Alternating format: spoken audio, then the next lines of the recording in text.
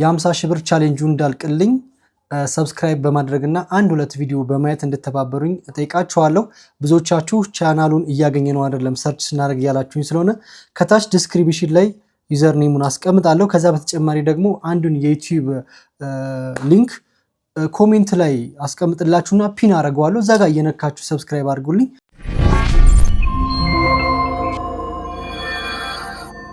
ሰላም የተወደዳችሁና የተከበራችሁ የቻናሌ ቤተሰቦች እንደምን አላችሁ? ዛሬ እንግዲህ ይዤ የመጣሁላችሁ ነገር ሰሞኑን ሸገር ሚዲያ ላይ በሸገር ኢንፎ ላይ በቀረበችው ልጅ ጉዳይ ነው። በፍቅር ስም የተደረገ ግፍ በጣም ጭካኔ የበዛበትና የልጅቱን ጽናት የልጅቱን የልብ ሙሉነት የምታዩበት በጣም ግዙፍና ከእውነት የራቀ የሚመስል በቃ ሊታመን የማይችል አይነት ታሪክ ልቦለድ ነው ልንለው የምንችለው አይነት ነው እንጂ እውነትነት የጎደለው ነው የሚመስለው። ሴት ልጅ ደግሞ ያን ያህል ጽናት ኖሯት ትራመዳለች ብሎ የሚያስብ ሰው አይኖርም። እኔ ለራሴ መጀመሪያ ታሪኩን ከመጀመሪያ እስከ መጨረሻ ነው ያየሁት። ስሰማው በቃ ማመንን እያቃተኝ ነው የሰማሁትና በጣም የሚገርም ነው። በጣም አስደናቂ ታሪክ ነው። የኩን አጠር አድርጌ እነግራችኋለሁ። እንግዲህ በሁለት ፍቅረኛሞች መካከል የተፈጠረ ልቦለድ የሚመስል ታሪክ ነው የምነግራችሁ። ያው ልጅቱ ጎበዝ ልጅ ነበረች፣ ትሰራለች፣ ትሳትራለች፣ አሪፍ እንቅስቃሴ ነበራት። በስራ መሃል አንድ ሰው ወደ ማርቆስ አካባቢ ኬላ ላይ ያው ነጋዴ ስለነበረች ታገኛለች፣ ትተዋወቃለች፣ ይዋደዳሉ፣ ይፋቀራሉ። ፍቅራቸው በጠነከረ ጊዜ ደግሞ ከዛ ሀገር ለቀው ሁለቱም ወደ አዲስ አበባ ይመጣሉ። አዲስ አበባ የሚገርማችሁ የሰራችው አብራ የምትሰራው የነበረው እሱ ተቀጥሮ የሚሰራበት ማኔጀር ሆኖ የሚሰራበት ሆቴል ውስጥ ነው። እዛ ውስጥ ሴቶች ምን ሆኖ ነው የሚሰሩት? ሴተኛ አዳሪ ሆኖ ነው የሚሰሩት። ካን ዩ ኢማጂኔት? ከዛ እሱን እንድትሰራ አርጓታል እና እዛ ገብታ ግንኙነታቸው ድብቅ ነበረ። ፋይናሊ ሲሰማ ትወጣለች ከዛ ማለት ነው። ከዛ ወጣች፣ ዘይን ተያይዘው ባህር ዳር ይሄዳሉ። ገንዘብ ነበራት፣ ጥሩ ገንዘብ ነበራት፣ በጣም ቆንጆ ገንዘብ ነበራት ልጅቱ። ነገር ግን ያው ከልጁ ጋር ሆና ብዙ ነገር አጠፋች። በመሃል ደግሞ ታመመች፣ እግሯን ሳመመች፣ መስራት አልቻለችም። ለ8 ወር ስተኛ ገንዘቡ አለቀ። ልጁ ደግሞ የሆነ ተቀጣሪ ነው፣ ትንሽ ብር ነው ያለው። ከዛ በኋላ ነው እንግዲህ ችግሩ የጀመረው። ምክንያቱም ይሄ ሰው የቀረባት ልጅቷን ለገንዘቧ እንደሆነ ሳይን አለው ማለት ነው። እሷ በደከመችና መስራት ባልቻለች ጊዜ ልጁ አታክ ማድረግ ጀመረ። ብትር የጀመረው ከዛ ሰዓት ነው። ብትሩ የጀመረው ከዛ ጊዜ ነው ማለት ነው። እና ይቀጠቅጣታል፣ ይደበድባታል ምናምን። ከዛ በኋላ ያለው ታሪክ በጣም ገራሚ፣ በጣም ልገምቱት የማትችሉት አይነት ታሪክ ነው። ያው ብርም የለኝም ገንዘብም አልያዝም ነበር። ዝናም ነበረ በጣም አስታውሳለሁ። እና አከራይ ነበረች አብረኝ፣ ብቻዋን የነበረች፣ ሌላ ሰው ማንም ሰው አብሮኝ አልነበረም። እና እንደዛ ሁኜ መንቀሳቀስ አልችልም። ሌላ ሆስፒታል ላኩን፣ የግል ይመስለኛል ያኔ ብዙም ትላድም። እዛ ሆስፒታል ላኩን። እዛ ደግሞ ምንም የለበስኩት ልብስ የለም፣ መሽቷል፣ ሌሊት ነው፣ ዝናብ በጣም እየዘነበ ነው፣ በዚህ ብርድ እየገባ ነው፣ በዚህ በጣም እያመመኝ በጣም እየጮህኩኝ ነበረ። አንድ ያለች አብራኝ እሷ ናት። እሷም ደካማ ናት፣ በጣም እየተሰቃየች ነበር። እና እዛም ሂደን 40 ሺህ ብር ነበር የተጠየቅነው። ወዲያው ነው እንኳን 40 ሺህ ብር 10 ሺህ ብር ማለት ነው። ብር ካላመጣችሁ አትገቡም ተባለ። አምቡላንሱም በቃ አውርጃት ልሂድ አለ። እና እኔ ማንም ሰው ለማን ልደውል? ሰው የለኝም። እሷም እየተሰቃየች ትጮሃለች። ኧረ ተው እባካችሁ፣ ስለማርያም ስለመድኃኒዓለም ልጅ ሞተችብኝ፣ ኧረ ነፍሷ ሊወጣ ነው ትላለች። እና እኔ እሰማለሁ፣ ያው ማውራት ባልችልም። እና አምቡላንሱ ውስጥ ላይ ያለው ልጅ ጋር እሷ ተጣላች። አውርጃት ነው የሚሄደው አላት። እዛው ጥለው ሊሄዱ እዛ አውርዶ ቢሆን እዛው ነበር ነፍሴ እንትን የሚለው ሞት ነበረ። እሷ በጣም ተከራከራ አይቻልም እዚያ አትወርድም ብላ፣ እንደገና ደግሞ ሩቅ ነው እንደዛ ደሜ እንትን እያለ ብርድ እየገባብኝ ነው፣ በዚህም ክፍት ነው፣ ይሄም ክፍት ነው። መትረፍሽ ራሱ እኮ ተአምር ነው። እንደዛ አድርገው እንደገና መልሰው ደግሞ ወደ ፈለገ ህይወት ይዘውኝ መጡ። በገንዘብ ምክንያት እዛ መታከም አልቻልኩም።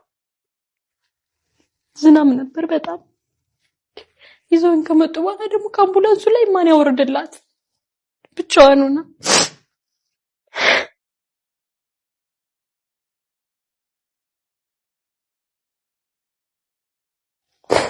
ዘመን ገባሁኝ ፈለገ ህይወት ገፍታ አሳደጋገረቻቸው።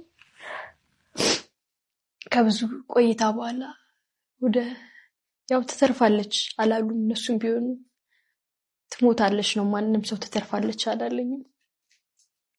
ያየኝ ሰው ሁላ እኮ ትሞታለች ነው፣ ዶክተሮችም ጭምር ማለት ነው። አተርፍም ነው፣ ምክንያቱም ያው አደጋው እና ወደ ሰርጀሪ ክፍል ገባሁኝ። ስንት ሰዓት እንደገባሁ አላውቅም፣ አላስታውስም። ግን በጣም ብዙ ሰዓት ነበር የጨረሰባቸው ዶክተሮች፣ በጣም ደክመው አልነቃላቸው ብዬ 11 ሰዓት ሲል ከሌሊቱ ነው የወጣሁት ከሰርጀሪ። ከዛ በኋላ ወጣሁ። እሷ ብቻዋን ነበረች፣ ማንም ሰው አልነበረኝም። የሚያነሳኝ የሚጥለኝ ሰው፣ ያው ራሴን ማንቀሳቀስ ስለማልችል ማንም ሰው አልነበረም። ከዛ በኋላ እሷ ነበረች። እናትና አባቴ ማልሰማው ነበር። ብቻሽን ነው ወደዚህ ከተማ የመጣሽው? አዎ። እና ፖሊሶች አሉ። ፖሊሶች ገንዘብ አሰባስበው ከሰፈር ተኝቼና የሰፈር ሰዎቹ ነው ሎተሽ የት ሆንሽ? እዛው ገና ከሰርጀሪ ክፍል እንደወጣሁኝ ነው ወደ አልጋ ክፍል ነው። ወደዛ ሲሸጋገር ገንዘብ አዋጣው ይዘውልኝ መጡ። ያው ፖሊሶችም የሰፈር ሰዎችም በጣም ነበር የተሰቃዩት፣ በጣም በኔ እና ትንሽ ቀን እንደታከምኩኝ ብዙ እንትን አለ ማለት ሳምንት ከምናምን ይመስለኛል ታከምኩኝ። እዛ ሁኜ ብቻዋን ነበረች እሷ እና የሰፈር ሰዎች እንደዚህ ይመጡ ይጠይቁኛል። ዶክተሮች በደሞዝ ምክንያት የሆነ ሰዓት እንትን ብለው ነበር። በዛን ሰዓት እኔ መንቀሳቀስ አልችልም ነበር። ይሄ ማለት አሁን በቅርብ? አዎ። መቼ የተፈጸመብሽ? ግንቦት 4 ነበር የተፈጸመው 2017 እና አላሰብነውም ነበረ። ይሄ የእጄ እንደዚህ ታሽጎ ነበረ። ይሄ ያው ነው እንትን ያለ እንጂ እንደዚህ ክፍት ያለ ነበረ። ይሄም ክፍት ነውና ይሄና ይሰፋል ተብሎ ነበረ። መጀመሪያ ደሙ እንትን እያለ ስለነበር ይታጠብ ተብሎ ይታጠባል፣ ይታሸጋል፣ ይታጠባል፣ ይታሸጋል። በዛን ሰዓት ይሰፋል ተብሎ ከሰዓት መጣው ሳናስብ ውጡ ተባለ እና ግራ ገባኝ። መንቀሳቀስ አልችልም፣ በለው የለኝ፣ ምጥጣው የለኝ፣ ሰው የለኝ። ወጥቼ የት ነው የምሄድ? ለቤትስ ሂጅ እንዴት ነው መሆን? ያው ህመሙ ከባድ ስለሆነ እዛ ወጣ። ስንት ዓመት አብራችሁ ኖራችሁ? እንዴት ነበር የተዋወቃችሁት? ያው የተዋወቅነው እሱ ፖሊስ ነበረ ጎንደር አካባቢ። እኔ ወደዛ ወደ በረሃ ነበር የምሰራው። ብዙ አይነት ስራ ነበር የምሰራው። መስተንግዶም እሰራለሁ እንደዚህ ብቻ። እሱ እዚህ ነበረ። ፖሊስ ስራውን ለቆ እዚህ መጥቶ ነበረ። ስለማይችል ከሚሰራበት ቤት እንድገባ ሻንጣዬን ይዤ እንድገባ ጠየቀኝ ማለት ነው። ተደበቀ። በቤት ሰራተኝነት ነው ወይስ? በቃ እንደ ሴቶቹ ነሽ ግቢ አለኝ። የት ነበር የሚሰራው እሱ? ክለብ ማናጀር ሆቴል፣ እዛ ክለብ ላይ ነበር የሚሰራው። እንደዛ ሁኚ ሻንጣዬን ይዤ ገባሁ ሳላስታውቅ። ፍቅረኛሽ እንደሆነ ሳይታወቅ ሰራተኛ ሆነሽ ገባሽ? አዎ። ምንድን ነበር ያንቺ የስራ ኃላፊነት? እንደ ሴቶች እንድሰራ ነበረ የጠየቀኝ እና አልጋ ክፍሏን አስወጥቶን የአልጋ ክፍል እንደምገባ እሱ ስለሆነ ማናጀር እንደፈለገ ማድረግ ይችል ነበር እዛ ቤት። እንደ ሴቶች ማለት ሴተኛ ዳሪነት ነው። እና አልጋ ክፍል እስከዛ እንደዛ ስሪ አልጋ ክፍሏን አስወጥቼ አንቺን አልጋ ክፍል አደርግሻለሁ አለኝ። ገባሁኝ። አመመኝ እያልሽ ተኝ አለኝ። ሴቶች ሲወጡ እንዳትወጪ አመመኝ እያልሽ ተኝ፣ ወይም ደግሞ ልብስ ለብሰሽ እየወጣሽ ዝም ብለሽ ዞር ብለሽ ተመልሰሽ ትገቢያለሽ አለኝ። እሱ ያለኝን ነው የማደርገው። ከዛ በኋላ እየቆየ ሴቶች አወቁብን ማለት ነው። አብረውን የሚኖሩ የሚከፈላል ሴቶች ሲወጡ ያንን 4000 ብር የሚከፈላል። ያንን ብር እንኳን ልክፈልልሽ አለኝ። ትወጪ ነበር ከሌላ? አይ ሰው ወንድ ጋር ሳይሆን ያንን ቤቱን ለቅቄ ስወጣ 4000 ብር ሴቶች እዛ ቤት ቆይተው ሲወጡ ለቤቱ የሚከፈላል። አዎ ያንን ብር ከፍዬ በቃኝ ብለሽ ስትወጪ ነው? በቃኝ ብዬ ሻንጣዬን ይዤ ቢያንስ 2 ሳምንት ምናምን እዛ ቆይቻለሁ። ሻንጣዬን ይዤ ወጣሁኝ ሲታወቅብኝ ማለት ነው። ውጭ ምናምን አለኝ። ከዛ በኋላ አልጋ ያዝነ ቆየውኝና ወደ ባህር ዳር እንሂድ ተባለ። ባህር ዳር ሂደን የራሳችን ስራ እንስራ ምናምን ተባለ። ወደ ባህር ዳር አብረን ተይዘን ሄድን። ይሁላ ነገር ሲሆን ቤተሰቦች አያውቁም። የሰራሁት በህይወቴን ያልሰራው ስራ የለም። በጣም ብዙ ስራ ሰርቻለሁ እና ገንዘብ ነበረኝ። ለቤተሰቦች ቤት ጀምሬላቸው ነበር፣ እየሰራውላቸው ነበር። ያው እንጀራ አባቴ ነው፣ አባቴ የለኝም፣ ደሃ ናቸው። ቤት እየሰራውላቸው ነበር። ከሱ ጋር ከተገናኘው በኋላ ቤት መስራቴን አቆምኩት። በቃ እሱ ጋር ብሩን ማጥፋት ጀመርና ልክ ባህር ዳር እንደሄድኩኝ ወደኩኝና እግሬን ተሰበርኩኝ። ቢያንስ ለ8 ወር ለ9 ወር ያክል ከቤት አልወጣም ነበር። እግሬን እንደዚህ እስከዚህ ነበር በጀሶ የታሰረልኝ፣ አልወጣም ነበር። እንደዛ እስኪሆን ቆየን። ቢያንስ ለ9 ወር ያክል አልወጣም ነበር። ከዛ በኋላ በቃ ልክ ብሩ ያስኩት ብር እያለቀ መጣ። ምክንያቱም ምንም እሱም ስራ አይሰራም፣ እኔም ስራ አልሰራም። ያለኝም ብር ነው እያወጣን የምንጠቀመው። ቆይቶ እሱ ማናጀር ስራ ገባ። ከዛ በኋላ እሱ የሚከፈለው 10,000 ብር 8,000 ብር ምናምን ነው። የኔ ብር አለቀ። አካውንቴ ዜሮ ሆነ። ስንት 100,000 ብር የነበረኝ ሰው። ከዛ በኋላ ወንጀለኛ ነው ልጃቸው፣ ግን አሳልፈው አልሰጡት። ስወጣ እያሰርኩት ነው የምወጣ። ባሏ እንደዚህ ያደረጋት፣ ፍቅረኛዋ እንደዚህ ያደረጋት፣ ያች እኮ ናት ይሉኛል።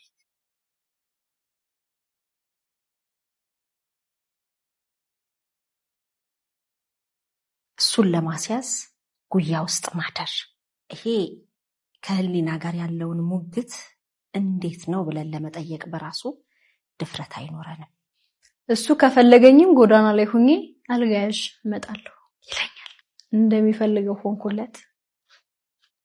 እውነቱን ለመናገር በዚህ ማለት በጣም ብዙ ስቃይ ነው ያሳለፈው።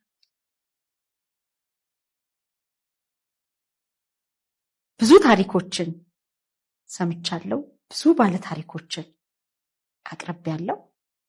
ያንቺ ይለያል። ምንም ያክል ጎዳና ልወጣ እችላለሁ፣ ምንም ያክል ግን አስፈርድበታለሁ። የወለደችኝ እናቴ ብላ የወለደችኝ እናቴ ተሰቃይታ ያሳደገችኝ እናቴ ግን እዛ በኋላ እንቅልፍ አተኛ።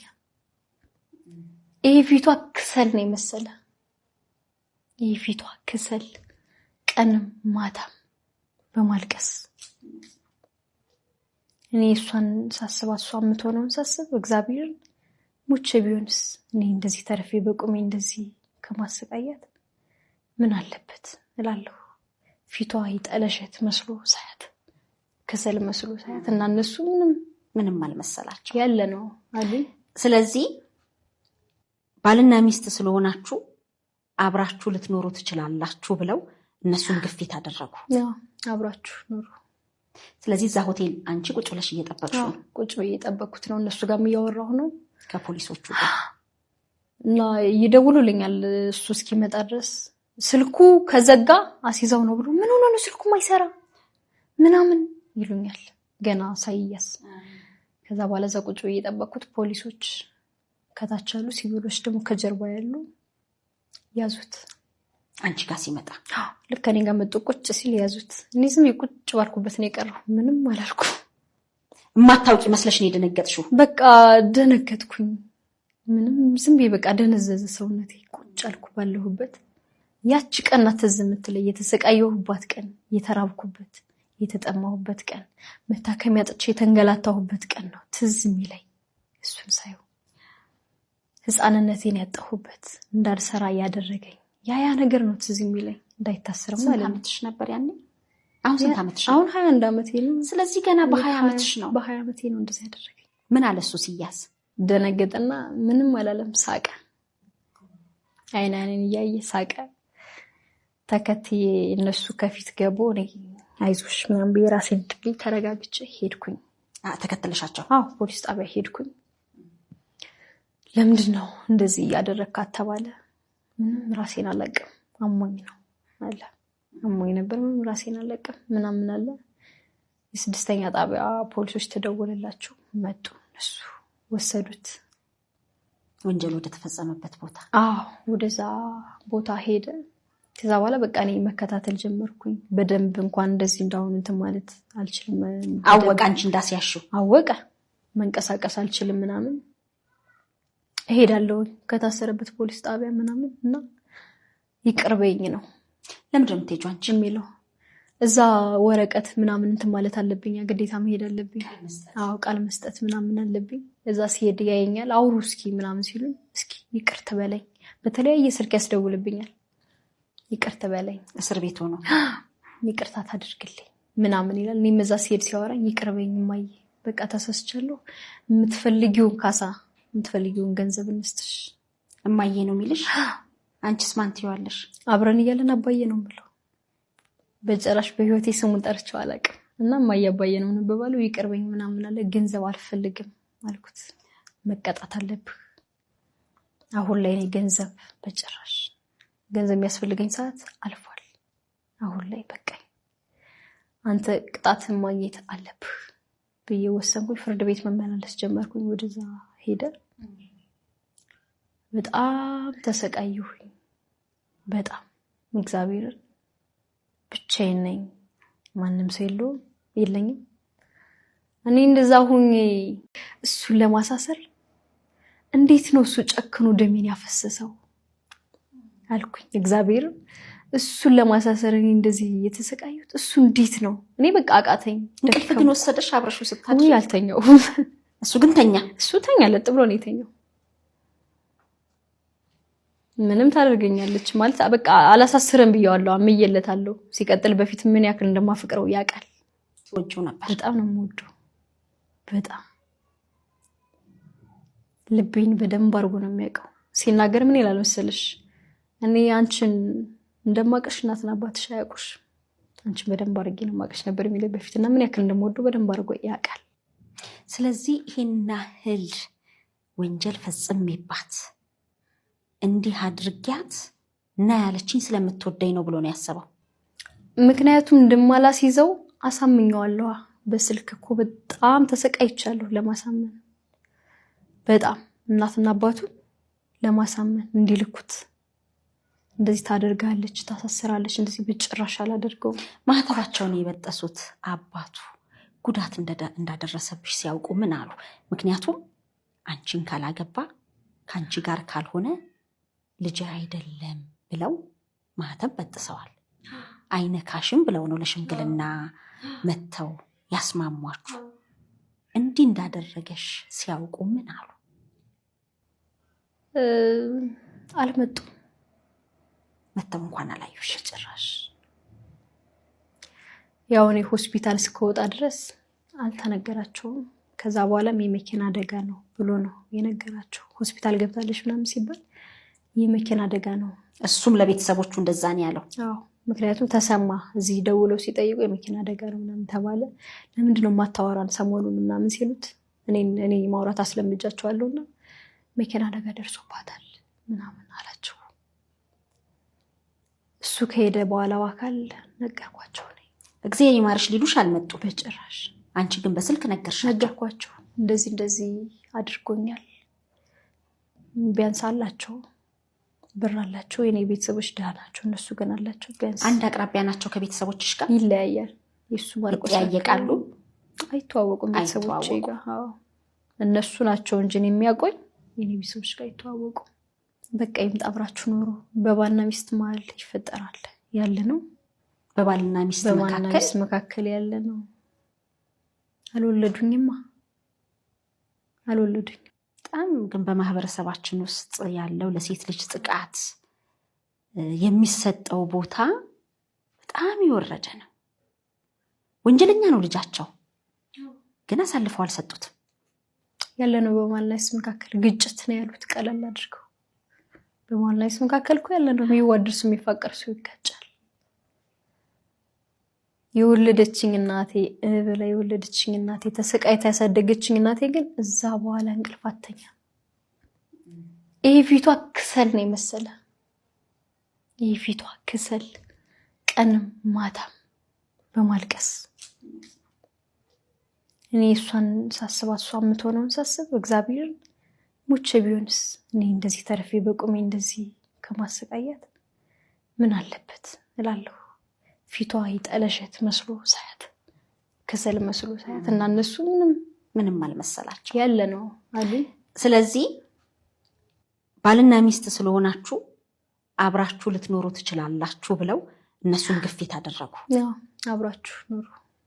ስለዚህ እዛ ሆቴል አንቺ ቁጭ ብለሽ እየጠበቅሽ ነው? ቁጭ ብዬ እየጠበቅኩት ነው። እነሱ ጋር እያወራሁ ነው ከፖሊሶቹ ጋር እና ይደውሉልኛል እሱ እስኪመጣ ድረስ ስልኩ ከዘጋ አሲዛው ነው ብሎ ምን ሆነ ነው ስልኩ ማይሰራ ምናምን ይሉኛል ገና ሳይያስ።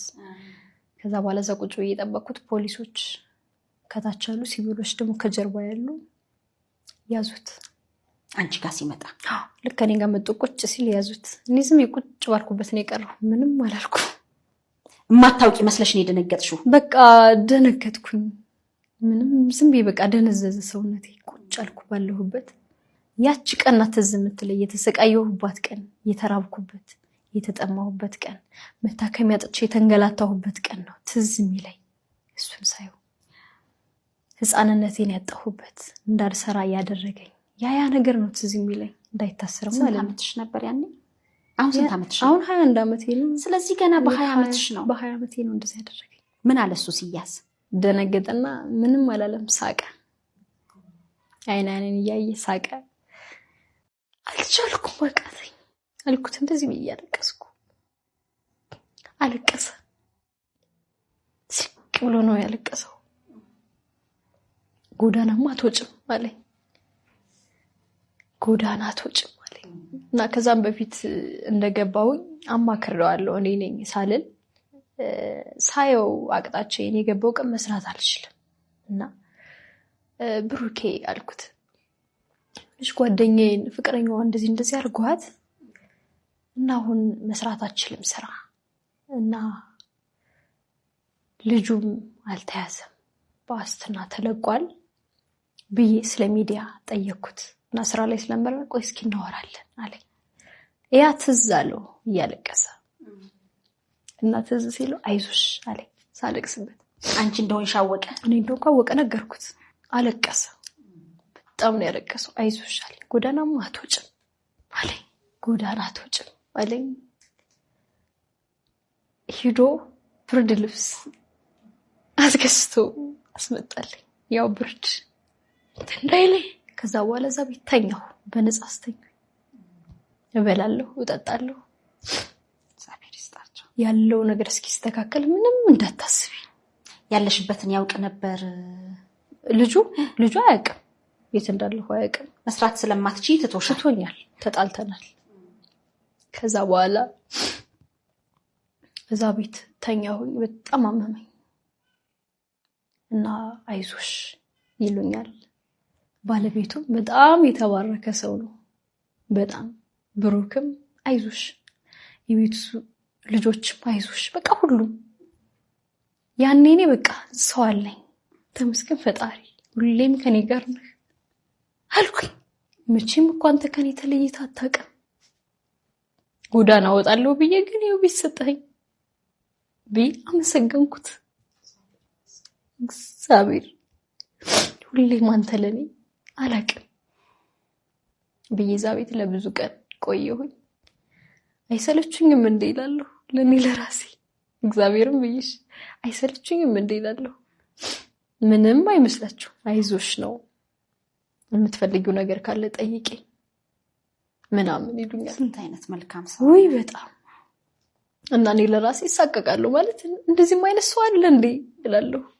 በሰው ሀገር መተሽ በሰው ሀገር እሰቃያለሁ፣ እንገላታለሁ ብዬ እንደዚህ ጎዳና ልወጣ በቃ ጎዳና ልወጣ ነው ያልኩት። ተስፋ ቆርጬ ጎዳና ላለመውጣት ነበር እንደዚህ እየለፈው የነበርኩት። አሁን ግን ጎዳና ልወጣ ነው አቃተኝ አልኩት። ጎዳናማ አትወጭም፣ እኛ ወንድሞች እያለን እኛ ሰው አይደለን? ነገኛ ምን እንደምንሆን በምናውቃለን ብሎ አለቀሰን። አስተኛኝ። ቶሎ ብሎ ብርድ ልብስ ቢያንስ ብርድ ሲበርሽ እንዳያምሽ ብሎ ገዝቶ አስመጣልኝ። እዛ ተኝቼ በጣም ለብዙ ቀን ቆየሁ። ቀን ሳይሆን ወር ቆየሁ። ነገርኩት ስራ መስራት ስለማልችል ያው ሚዲያ ላይ እንትን ማለት አለብኝ ምናምን ስለው ወረቀትም አላመጣሁም ነበር። በእሱ ጉዳይ በልጁ ጉዳይ አወራን። ለነ ሰለሞን ሙሄ ደወለላቸው። ያውቃቸው ነበር? አዎ፣ እዛ ቤት ከስተመር ነበሩ። በጣም ለብዙ ሰው ደዋወለ። በጣም በቃ ተጨነቀ። ቁስሌን የሆዴን ሲያየው ምንም በቃ አቃተው። እውነት ሰው ነው አለ። ለሰለሞን ሙሄ ደወለለት። በቃ ሲነግረው አልቻለም በስልክ። ሰለሞን አንተ ጋር ቆያት ነገ እንመጣለን ምናምን አሉት። እንዳሉትም መጡልኝ። መጡ እና አዩኝ። በቃ ሰለሞንም አለቀሰ፣ አዘነ በጣም ሲያይ። እውነት እንደዚህ ሆነሽ መትረፍሽም ታምር ነው። ያየኝ ሰው ሁላ በርግጥ እንደዚህ ሆነሽ መትረፍሽ ታምር ነው የሚሉኝ። ምንም ብር ስላልነበረኝ ያው ምንም ባላወጣም ያው ሴትንሽ ተብሎ ብር አዋጣው ሰጡኝ 10 ምናምን ሺህ ብር። እግዚአብሔር ሴቱ ነው ጎዳና ይከብዳል አላውቀውም። ከዚህ በፊት ምን ያህል ጊዜ ቆየሽ ጎዳና? ከአንድ ወር በላይ ብዙ ጊዜ ነው የቆየሁት።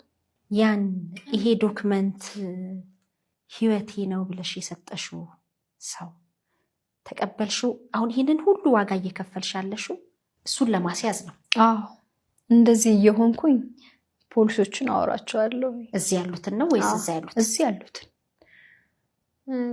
ፈራሁኝ ቢለቀቅስ፣ አሁን ደግሞ አስይዤው ቢለቀቅስ ብዬ ደግሞ ፈራሁኝ።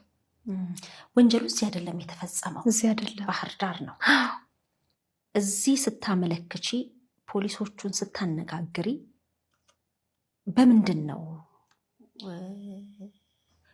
ቁስልሽን አይተው ነው? አዎ መጀመሪያ ላይ በፊት ገና ወረቀቱን ሳላመጣው አማክሬያቸዋለሁ እንጂ ገና ያለበትን እንትን ሳልል ያለበትን ሰፈሩን ሰማሁ፣ ግን ቦታውን ያለበትን ትክክለኛ እንትኑን አላውቅም ነበር። ግን ጠየኳቸው። ወረቀቱን ያን ያላመጣው ነበር። ገርጂ ፖሊስ ጣቢያ ሄጄ አማከርኳቸው። ቁስሌን አሳየኋቸው። ያው ግዴታ ነው ወረቀት ያስፈልጋል። ያ ማለት ወንጀሉ ከተፈጸመበት ቦታ ወረቀቱ ማምጣት አለብኝ፣ የፍርድ ቤቱን ወረቀት ተባልኩኝ። ያኔ እንደዛ ስላሉኝ ሂጄ አናገርኳቸው። ያለበትን ቦታ አጣሪ አሉ። ያው ጎዳና ከወጣ በኋላ ቼክ አላረገኛለ። የት ነሽ አይልሽ? የት ነሽ አይለኝም። ቢደውልም ይደውላል። በርግጥ ግን ቢደውልም ምንም ያለበትንም እዛ በኋላ ቦታ ቀየረ። መናገርም አልፈለገም። ነገርኳቸው ለነሱ።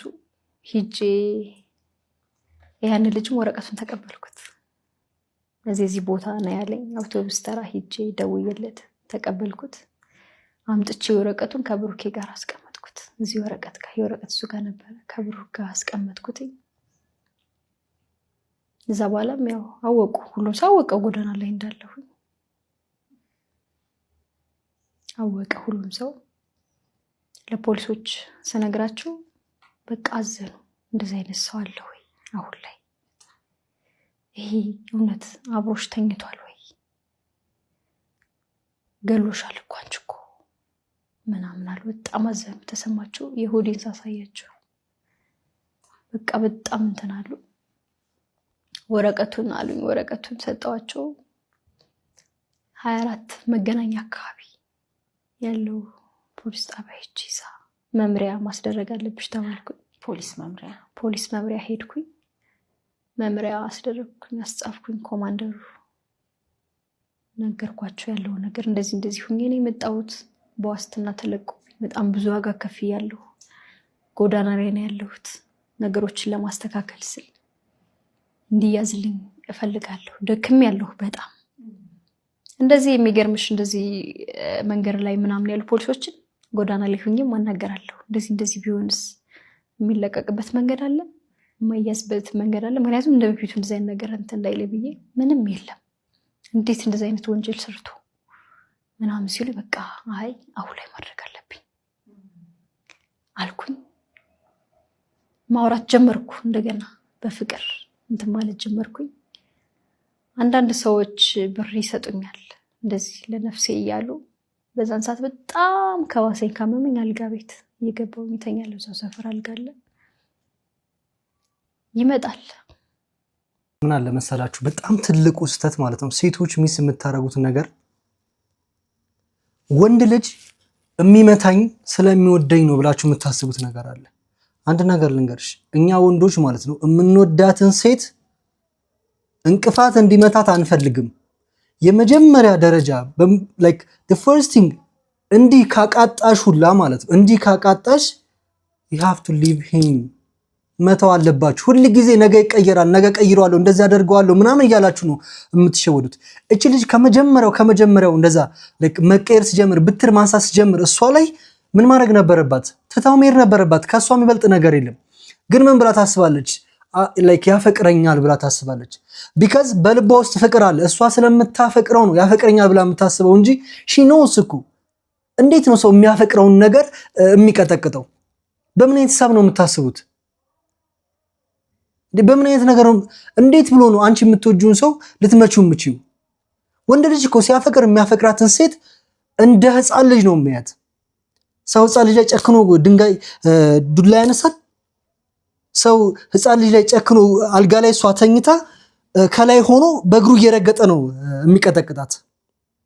ከኔ ኢማጂኒት እኔ አንድ ህፃን ልጅ ላይ ገና የ3 ወር 4 ወር ህፃን ልጅ ላይ ከላይ ካልጋ ላይ ሆኜ እቀጠቅጣለሁ? እግሩ ላይ እነጥርበታለሁ? ላይ ኮዱ ላይ እላለሁ? እነሳለሁ? ፈርጣለሁ? አላረገውም። ወንድ ልጅ ማለት ለሚያፈቅራት ሴት እንደዛ ነው። በቃ ደበደበሽ ማለት አያፈቅርሽም። የኔ እናት ለምንድን ነው ጊዜሽን፣ ህይወትሽንና ጉልበትሽን፣ አቅምሽን፣ ገንዘብሽን የምታጭው ለሱ? በቃ የመጀመሪያ አንዴ የማቃጣት ስታይል ካለው ውጪ ከሱ ይወት።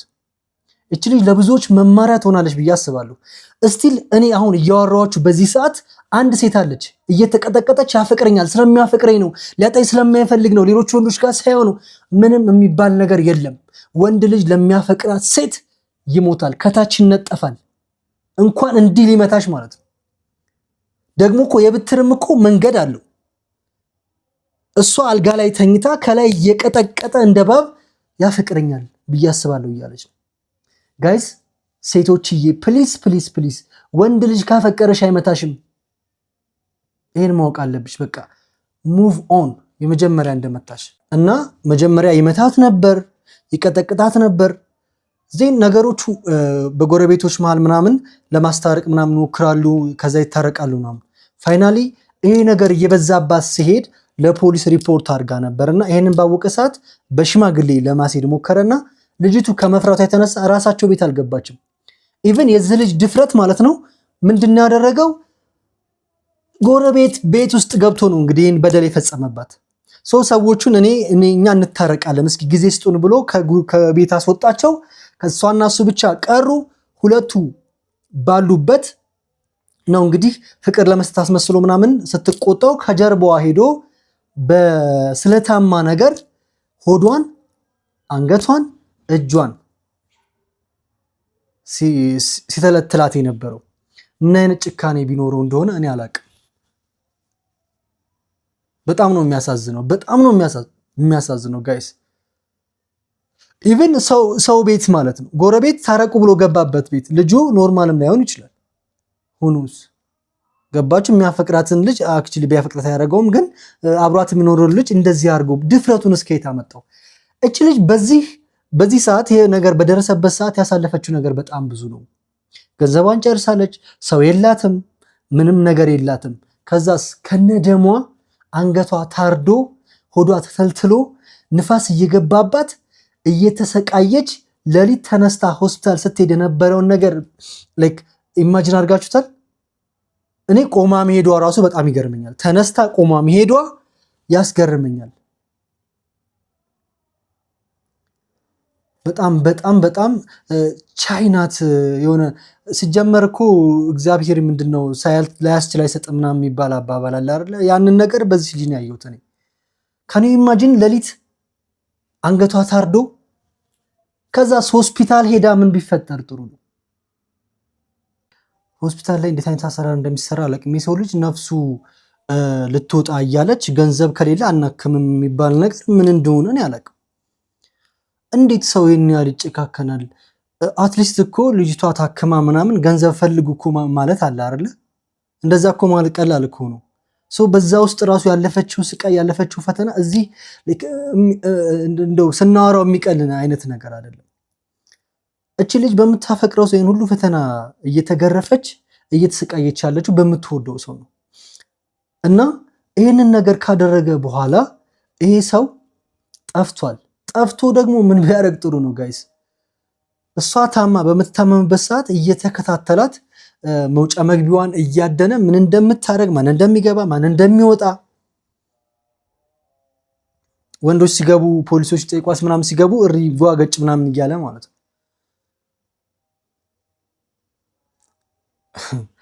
ፋይናሊ ቤተሰቦቹ ሰሙ። ቤተሰቦቹ ሲሰሙ ባይ ዘ ዌይ እኔ በጣም የሚገርመኝ ማለት ነው ሰው ለምንድነው በራሱ ጫማ ውስጥ ማስቀመጥ የማይችለው? ላይክ አሁን የነሱ ልጅ ቢሆን ወይ ደግሞ እሷ የነሱ ልጅ ብትሆን ሊያደርጉ የሚችሉትን ነገር ለምን አያደርጉም? ምናልባት አባቶች የድሮ አስተሳሰብ ሊኖራቸው ይችላል። ባልና ሚስት የተጣሉ እየተቀጣቀጡ ነው ምናምን ብለው ያላስቡ ይችላሉ። ግን የኔ ልጅ ብትሆን ብለው የማያስቡት ለምንድን ነው? ላይክ ልጃቸው ብትሆን የማያደርጉትን ነገር ያደርጉ ነበር። እንድትታረቅ ያደርጓት ነበር፣ ያስገድዷት ነበር ቤት እንድትገባ። ፋይናሊ ምን ቢፈጠር ጥሩ ነው ጋይስ? እቺ ልጅ ታርዳ ሆዷ ተተልትሎ ምናምን ሰምተው ሊጠይቋት አልመጡ እና ልጅቷ በቃ መክፈል ያለባትን መስዋዕትነት በጣም ከባዱ ሰው ከገዳዩ ጋር በቅፍ ውስጥ ማደር ምን ያህል ጥንካሬና የሞራል እንደሚጠይቅ you have no idea guys። ያን ሁሉ በደል አድርሶባት እሱን ለማሳሰር ሄደችበት ርቀት ባህር ዳር እያለች ላይክ ፊልም ነው የሚመስለው። ላይክ እኔ ፊልም ላይ የማየውን አይነት ማለት ነው። እና ታወራው ነበር በፍቅር ምናምን እሱን ለማሳመን መጥቶ አብሯት እንዲሆን። ባይ ዘ ወይ ወንዶች እዚህ ጋር የምንሸወደው ነገር ይሄ ነው። በቃ ማለት they still love me ብለን እናስባለን። በቃ ሁሌም ያፈቅሩናል ምንም ብንበድላቸው ምናምን ብለን ያ ነገር የመጣው ደግሞ እናንተ ከምታሳዩት ነው። የእናንተ የሴቶች ችግር ነው። ሁሌም እንደምታፈቅሩ እንዲሰማን ብንበድላችሁ የሚያደርገን እንዲሰማን የምታደርጉ እናንተ ናቸውና ያንን ነገር ተጠቅማ አመጣችሁ። አብረው አደሩ አቅፋው ማለት ነው። እኔ በጣም ነው የገረመኝ እግዚአብሔርን እንዴት ቻለችበት? እንዴት መጣላት? እንዴት ሆነላት? ላይክ ስንት ነገር ያሰቃያትን ሰው ድጋሜ በቅፍ ውስጥ አርጋ ማደር በጣም ከባድ ነው። ከዛ አሳሰረችው። ሲታሰር እንግዲህ ያው ፍርድ ለሁሉም ነው። የሞት ሰው ካልሆነ በዋስ ወጥቶ ጉዳዩን መከታተል ይቻላል ተባለ። ወጣ። የ30 ሺህ ብር ዋስ ይዞ በ30 ሺህ ብር ዋስ ወጥቶ ከባህር ዳር ወደ ቤተሰቦቹ ሀገር ማርቆስ ገባ። እሱ በሌለበት ፍርድ ተፈረደበት፣ የ8 ዓመት ፍርድ። በዚህ መሃል ግን በጣም የገረመኝ ነገር ያኔ እሷ ስትደበደብና ስትረገጥ ያልነበሩ ቤተሰቦቿ they are coming like እሱ ሲታሰር መጡ። ከዛም በበር ሊደልሏት ይሞክሩ ነበረ። የኔ ያህል ሺህ ብር እንስጥሽ ምናምን እና 100 ሺህ ብር እንስጥሽ ምናምን ብለዋት ነበረ። አልተስማማችም ምናምን። ዜን ከዛ ሀገር ጠፋ። ውሳኔ ተወሰነ። ተነስታ አዲስ አበባ መጣች። እሱ የለም አልታሰረም። አዲስ አበባ እንዳለ ሰማች። ድጋሜ ደግሞ ቀረበችው። አዲስ አበባ ስትመጣ የነበረው ነገር ይሄ ላይክ the way she talk ደግሞ በጣም እንትን ትችላለች። ንግግር በጣም ትችላለች። ነገር በጣም ትችላለች ማለት the way she talk የምታወራበት መንገድ ታሪኩን ስንስናርጋ በቃ የሆነ ፊልም ነው የሚመስለው። ዝም ብላችሁ ስትሰሙት ላይክ ፒክቸር ክሬት ታደርጋላችሁ አእምሮአችሁ ላይ። ሶ ጀለስ ከማርቆስ መጥቶ እዚህ አዲስ አበባ ስራ ጀምሯል። እየኖረ ነው በሰላም ማለት። እኔ ሰው እንደዚህ እንዴት እንደማደርግ አላውቅም። እኔ ትንሽ የህግ ነገር ኑሮብኝ በጣም ነው ህግን ሪስፔክት የማደርገው። አንዳንድ ሰዎች ግን በጣም ደፋር ናቸው። በጣም ነው የሚገርመው። እና 8 ዓመት ተፈርዶበት እዚህ አዲስ አበባ ይኖራል። ሶ አዲስ አበባ እንዳለ አወቀች። አሁንም ቁስሏ ህመሟ ምናምን በጣም ይዟት አስሯት ስለነበረ ምን ማድረግ እንደፈለገች እሱን ማሳሰር እንደፈለገች ልቧ ስለሚያውቅ ብዙ ርቀት ተጉዛለች። እቺ ልጅ አብራው ስትሰራ ነበረ። ከዛን ከስራ ቦታ ያው ቁስሏ ህመሟ ኢንፌክሽን እየፈጠረባት ምናምን መስራት ስላልቻለች ከዛ ወታ ነው የሆነ ትልቅ ሰው አገኘች። ላይክ የተባረኩ ሰዎች አንዳንዴ ያው ሁሉም ሰው ክፉ አይደለም። ያ ሰው እንግዲህ በምሰራበት ቤት ውስጥ ሲያዩዋት ስትታመም ያው በነፃነት ኑሪ ብለው አኖሯት። እሷም ፋይናሊ አልተመቻትም። እዛ ቦታ ነው እንግዲህ እነ ሰለሞኑ ይሄን አርቲስቶች ምናምን አግኝታ ነገሮችን ለማስተካከል ብዙ ነገር የተጓዙላት ማለት ነው። እና ሰለሞኑ ይሄን አግኝታለች። አንድ ደግሞ አኪ የሚባል አርቲስት አለ እዛ ቤት የሚሰራ ብሩክ የሚባል ሰው በደንብ በብዙ ተባብሯት ነው ነገሮችን ያስተካከለችውና ላይክ ስትነግራችሁ ስትሰሙት በቃ በጣም ነው የሚገርመው። ምን አደረገች? ሄደች ፋይል አመጣች ከባህር ዳር ባህር ዳር ሄዳ ፋይል ስታመጣ የነበረውን ፋይሉን እንዴት አርጋ ሌላ ሰው ጋር ትራንስፈር አርጋ እንዴት እንትን እንዳለች ከዛም መታ ከሱ ጋር አብራ ትሆን ነበር። በጣም የሚገርመው ነገር ጎዳና ስትወጣ ራሱ ምንም ነገር አላገዛትም። ምንም ነገር አይ ሚን ላይክ ይሄ እኮ እንደ ፍቅረኛ ሳይሆን እንደ ሰው ራሱ ማሰብና መናገር የምንችለው ነገር ነው። እንዴት ሰው አብሮ ያቀፈውን ገላ ጎዳና ሲወጣ ዝም ይላል? ከዛ ሲባስ ብሎ ደግሞ የምንለብሰው ልብስ ይሰጣታል። ከዛ ሲፈልጋት ገላዋን ሲፈልግ ሩም ይይዛሉ። ሩም ይዘሽ ጠብቂኝ ይላታል። ሩም ይዞ አብሮ ያድራሉ። ሌላ ጊዜ ግን ወፍ እና የሁሉ ነገር ሲፈጠር የሁሉ ነገር ሲፈጠር የሱ ጭካኔ ጥግ ነው የምታዩበት። በቃ እሷም ደግሞ በጣም ታፈቅረዋለች። አይ ሚን ላይክ እንደው እኔ ፊልም ማድረገውን ነገር ነው የምነግራችሁ። እኔ የተሰማኝ ነገር ለነገሩ እንደዛ ትበል እንጂ ላይክ በውስጧ ፍቅር እንዳለና ይቀየራል ብላም እንዳሰበችም ይሰማኛል። ሳይድ ቱ ሳይድ ነው የምታስሄደው። ትወደዋለችም መበቀልም ትፈልጋለች። እና ምን ያህል ርቀት እንደሄደች በጣም ብዙ ባለሙያዎች አማከረች፣ ፖሊስ ጣቢያ አማከረች። እነ ሰለሞን ከጎኗ ሆኖላት ብር አዋጥተው ምልኳት ምናምን ፋይሏን አመጣች። ከዛ ጎዳና ወጣች። ጎዳና እያለች ነው ነገሮችን ያስፈጸመችው። እንዴት እንዳስያዘችው በጣም ነው የገረመኝ። ፊልም ነው የሚመስለው። ስለላ የምትችል ነው የምትመስለው። እና ፋይናሊ ልጁ ያው ሚዲያ እንድትወጣ ምናምን ይፈልግ ነበረ። ባይዘወይ እንደዚህ አይነት ነገር ላይ ሰዎች በጣም በውሸት አይነት መንገድ የሚወጡት ነገር አለ። ውሸት የትም አያደርስም። ሚዲያ ላይ ብትወጡ በውሸት የትም አትደርሱ። እና ውጪ ሚዲያ ላይ ይላት ነበረ ገንዘብ የለኝም ብለሽ ምናምን ተቀባብለሽ ምናምን ያው ሊከፍላት ማለት ነው። እሷ በመጨረሻም የያዘችበት መንገድ በዛ ነው። ሚዲያ ላይ ወጥቻለሁ ገንዘብ ታግዣለሁ ስትለው ጀለስ ሊበላ ማለት ነው። ሁለተኛ ሊበላት ከጓደኛው ጋር ምናምን ሆኑና ይመጣሉ። ከዛ ፖሊሶች እና አኪ የሚባለው ተዋናይ ሆነው ይይዙታል።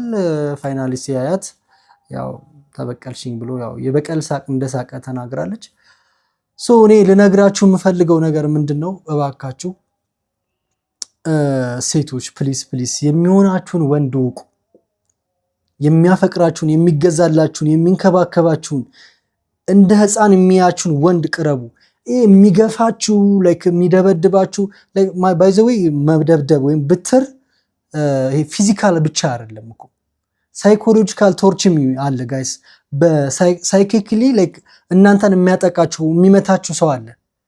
እንደዛ አይነት ሰው ካለ በብትር ላይክ ፊዚካሊ የሚመታችሁ ሰው ካለ ሙቭ ኦን አድርጉ፣ ውጡ። እቺ ልጅ ላይክ ጂንሷ ከባድ ሆኖ ተቋቁመው ወታ ሊሆን ይችላል። ይህንን መቋቋም የማይችሉ ሴቶች አሉ። ታውቲ ፊዚካል ጥቃቱን ብቻ ሳይሆን ሳይኮሎጂካል የሚያጠቃቸውን የማይችሉ ሴቶች አሉ። ለምንድነው መጉዳት የምትፈልጉት? ለምንድነው የሚያሰቃያችሁን ወንድ የምትፈልጉት? ምን ይጠቅማችኋል? ራሳችሁን አድኑ እንዴ! እና ወንድ ልጅ ደግሞ አዳም የምትመታት ሴት እናትህ ናት፣ እህትህ ናት፣ ልጅ ናት፣ ሀገር ናት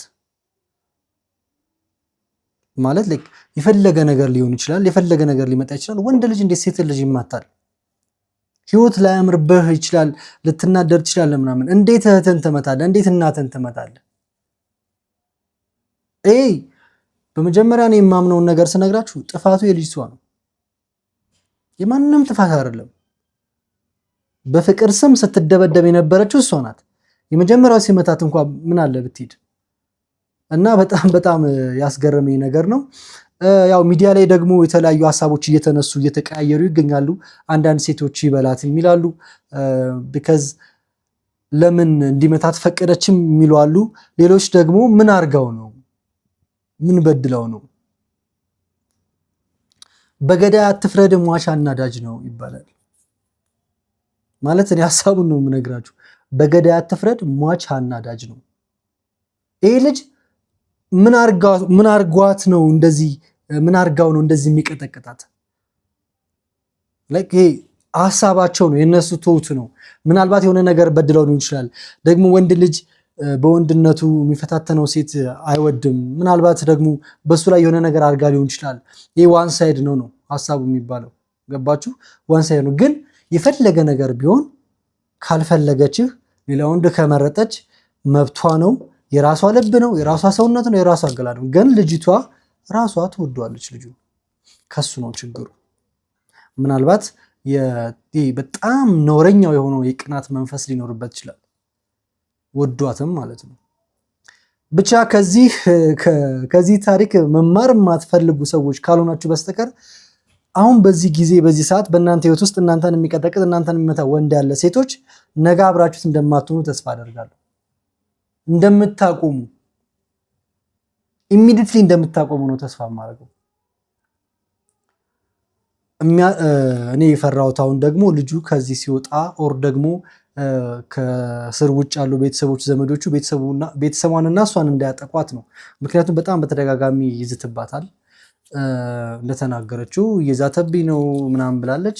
ግን ያው እንግዲህ ህግ የራሱ ከለላና ጥበቃ አለው። እሱን 8 ዓመት ይቆያል። ኮሜንት ላይ ብዙ ነገር አይቻሉ። ይቺ ልጅ ውጭ ሀገር ብትኖር ይሻላል፣ ያው ከወጣ እንትን ሊላት ይችላል ምናምን። እግዚአብሔር ይጠብቃት። እህቴ ደግሞ በርቺ፣ ጠንክሪ፣ አይዞሽ፣ ወደፊት። ትላንት አልፏል። ካለፈው ይልቅ የሚመጣው ይበልጣል፣ ወደፊት ያለ ይበልጣል እና በርቺ። ባለፈው ህይወት ተጎድተሽ ደግሞ ሌላ ህይወት ውስጥ ለመግባት እንዳትፈሪ። ሁሉም ሰው አንድ አይደለም፣ ግን የሚያፈቅርሽን ሰው በህይወትሽ ውስጥ አኑሪ። እና የተወደዳችሁና የተከበራችሁ የቻናል ቤተሰቦች ታሪክ በጣም አስገርሞኝ አስደንቆኝ፣ እንግዲህ እንዴት ላውራው ምን ብዬ ላውራው እኔ ራሱ አልገባኝም። ግን በጣም ሂውጅ የሆነ ሀሳብ ነው። በጣም አስገራሚ የሰውን ጭካኔና የሰው ልጅ ብርታት የምናይበት ቪዲዮ ነበረ። መወዳችሁና ማከብራችሁ ቻሌንጅን አስጨርሱልኝ። በሌላ ጊዜ በሌላ ሀሳብ በሌላ ቪዲዮ እስከምንገናኝ ድረስ ሰላማችሁ ይብዛልኝ። ዛሬ በዚህ ጨረስኩኝ። ባይ